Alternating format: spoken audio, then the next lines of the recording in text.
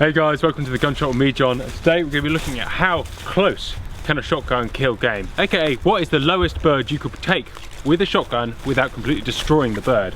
For that we're going to use Hull Imperial Game 28 grams of 5, and we'll be using my second favourite game gun, the Mossberg 500.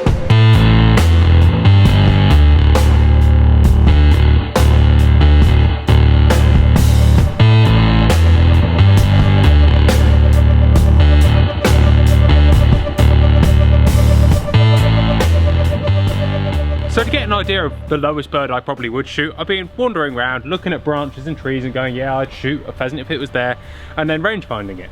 And I feel like actually the answer is about 20 meters would be the minimum height I would happily shoot a game bird without thinking that was a bit low. However, I put a marker at 10 meters and I feel like ballistically the answer is going to be somewhere between 20 and 10. This gun has a fixed choke cylinder barrel. Let's give it a go. Okay, so on to 10 meters. 10 meters, just so you know, is a really low bird. There's a high chance that it's going to be really unhappy and inedible. But, for the sake of science,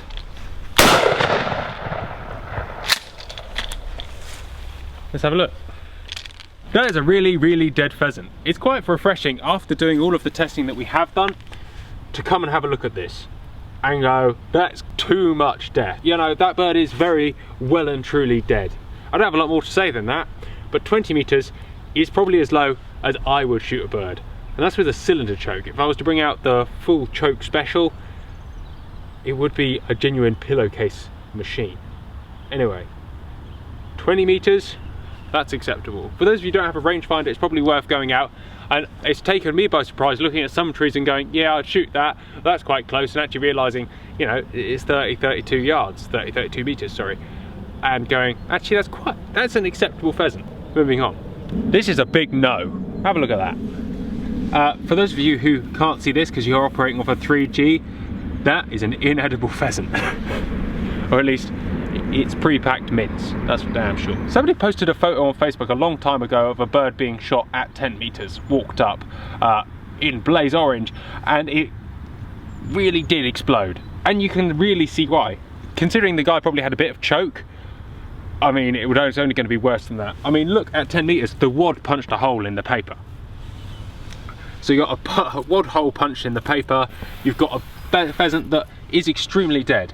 So if we talk on the subject of ethics, it is entirely ethical because the bird felt zero pain. However, you are gonna be picking your meat a little bit shy. So obviously the point of this video is to set the lowest possible bar of low bird and say any lower than this would be unacceptable. I genuinely think we found it very quickly with the 20 meter mark.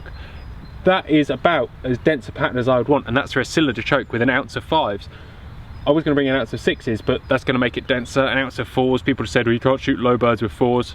Of course you can. So I was going to sit here and try and figure out, oh, the optimum minimum low bird is 17.5 meters, but I think genuinely there is no point in doing that. That 20 meter bird is perfect. You know, we could put it to 18 to 22 meters or whatever that is.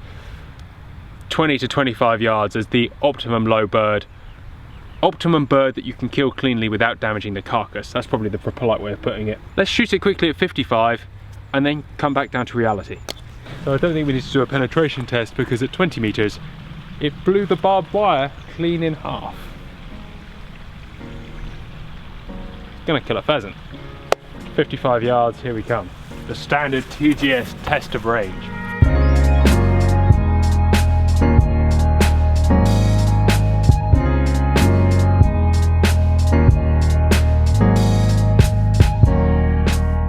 So we've just pulled the trigger with our low bird setup, cylinder choke, 28 gram of 5 at 55 yards. So I think this test now isn't so much how close a gun can kill a pheasant or what the minimum range is, because I think that it's probably hugely personal as to how damaged you want your meat to be or how much respect you have for your quarry. Instead, this should be a test for how far can you take a low gun setup.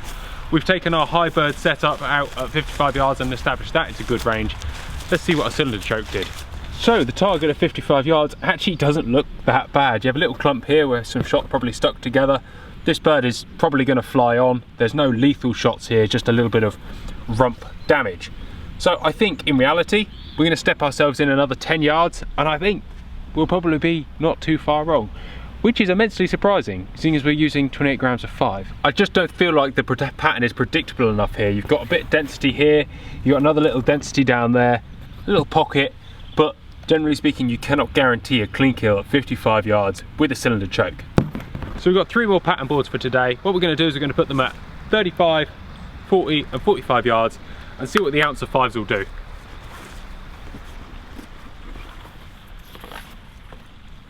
"45 yards, right hand target.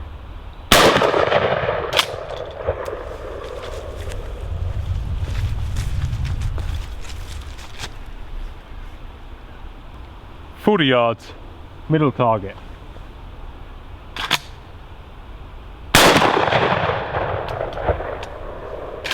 I know I keep changing my mind in this series, but actually we're going to go check the 2 right hand targets, because I'd really like to shoot the left hand target at 20 yards instead of 20 meters, just to show the difference. Alright, so looking at both these targets here, the 45 and the 40, the consistency that we've gained through coming in that extra 10 and 15 yards is unbelievable. Both of these produce a much more evenly spread pattern, and both of these pheasants are falling out the sky. Well, both of them have 2 pieces of shot in the head each. They're both stone dead. Observe. Blind, dead, probably dead, bit of a broken wing. You know, in reality, I feel like the next target is that bit more consistent, but you can't odds that actually if you put that pheasant anywhere on here, it's going to come out of the sky. Perhaps not as stone dead as I'd quite like, but the 40 yard really is. 40 yards, very, very dead. A much more dense pattern throughout actually, even though I caught it in the bottom edge of the pattern. I like that. That makes me feel a lot better. How far can a shotgun kill game when set up for low birds? 40 yards very consistently, 40 to 45 yards. Anyway, let's take our last shot on that other pheasant at 20 yards. So that is our 20 meter mark, the back of that gun slip here. I'm currently stood on the 20 yard mark. Left hand target, my personal low bird minimum, 20 yards to 20 meters. That's actually a significant difference for those of you who don't know.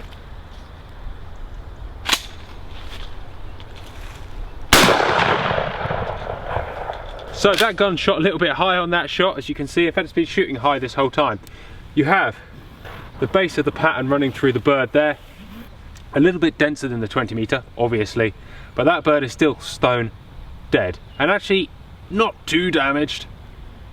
It's not too good.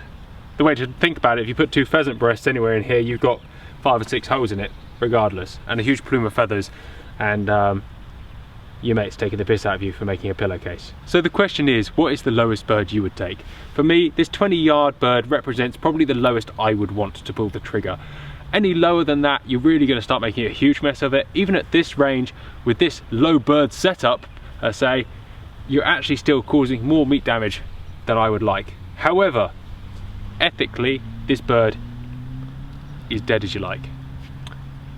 I'll hand it over to you. Take care, guys, and we'll see you next time.